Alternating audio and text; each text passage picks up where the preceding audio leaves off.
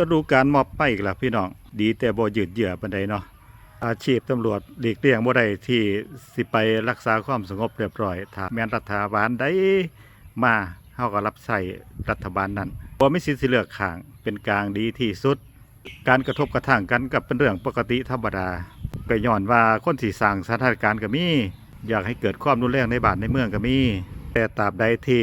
อำนาจยังบ่เปลี่ยนก็ต้องฟังคำสั่งผู้บริหารคนเป็นเจ้าเป็นนายในสมัยปัจจุบันตั้งแต่สมัยก่อนพันธมิตรมาไล่รัฐบาลแต่พอพันธมิตรชนะก็กลับมารับใส่รัฐบาลที่ต่อจากรัฐบาลก่อนความคิดอุดมการเมืองอาจสิมักบ่มักแต่ตำรวจบ่มีสิทธิ์สิเลือกแม่นหักแม่นสร้างก็ต้องปฏิบัติตาม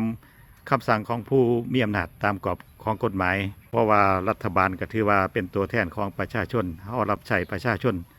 ใช่คนที่เป็นตัวแทนของประชาชนไปมาเป็นรัฐบาลตำรวจบ่มีสิทธิ์เลือกถ้าเห็นตำรวจไปหม่งไปม็อบก็อย่ามองเป็นศัตรูก็คือลูกคือหลานของพ่อแม่พี่น้องนั่นแหละเข้าใจเนาะพี่น้องเนาะ